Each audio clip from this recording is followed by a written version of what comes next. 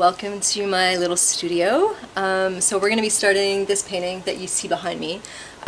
So I just wanted to go through a few things. I've seen a lot of beginners asking what kind of materials do they need, like what are the very basic materials they need to get started on a painting. So I'm going to be using the most basic materials that you can possibly need to do this, and I will walk you through the process of this one. So first of all, I just wanted to say that this is just a standard canvas from the art store. I got it at Omel de Serre in Canada, but there's like whatever your local art store is, they'll have decent enough canvases. This one was actually another painting. So one cool thing is that you can paint on canvas with acrylic. You can't really do this with oil, but with acrylic you can paint on it, decide you don't like it. So if it's a test and then you just decide you don't like it, it's not really a big deal. You can actually just paint over it. So I have painted over with gesso. So one of the things that you're definitely going to need is some decent gesso. Again, I just got that from my local art store. Nothing expensive, nothing complicated, nothing fancy. And then I also have like a crimson colored acrylic paint that I mixed with the gesso just so that I got a really good coverage. And also the technique that I'm using needs this colored ground behind the painting. And we'll go through the technique and how that's really cool and the effects that you can get with this as we do the piece. Some other things that I think are just really, really handy and absolutely worth the money, just for starting out. These Stay Wet palettes. So I have 3 different versions. They're Mastersons. They're about $20 each. I like to have a little one for travel, and then I have, this is the old one that I have. So this one only stood up for about a year, but I used it almost daily, so it just started cracking here. This one is no longer good for acrylic. However, I am using water-soluble oil paints, and this is doing a perfect job just keeping those wet enough for me that they don't dry out, and I can work actually for weeks with those paints. And then I have a big one. This is my studio one for when I'm working at home, just so I have more space to mix, and if I'm working on a larger piece it's just handier to have the space.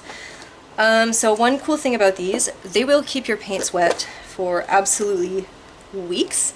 I once put some acrylics in there and then went to Australia for a month, and I came home and they were still wet. However, it was a bit moldy inside, so you gotta watch that a little bit. They come with these papers, and they're just like, you just dampen them. You don't need them wet at all. Like, you can't even see wet on the surface. I just wet actually the sponge underneath. So the back side is very wet, the front side is not so wet. I can add water on top, it's no problem, but you don't want it to be too wet to begin with, or your paints will start running all over the place. In terms of the very basic paints that you need, I will do this entire painting.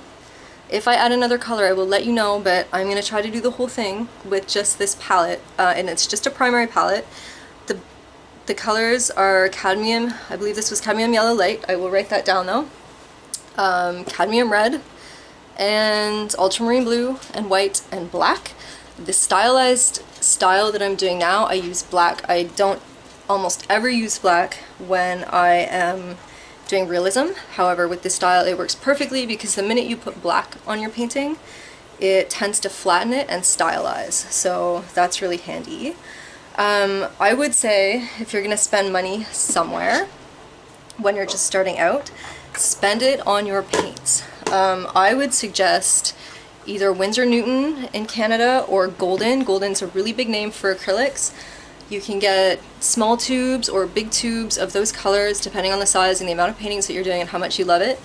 There are student brands too. I know Basic is really popular, and I've used Basic before. I sometimes put it under my canvases to like build up texture and things. But it's not as light fast, which means it will fade over time.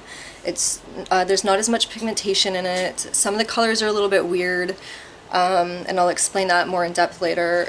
And it does darken a lot while it dries, so I really think if you're going to enjoy painting and you want to spend the money somewhere, paints would probably be it. But as you see, we can buy just a limited palette and you should be good to go. In terms of brushes, so the other supplies that I have are a jar.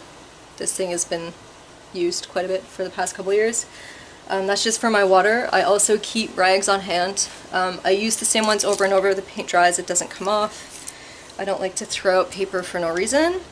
In terms of brushes, you can use basically Student grade, just student grade synthetic brushes work the best for acrylic.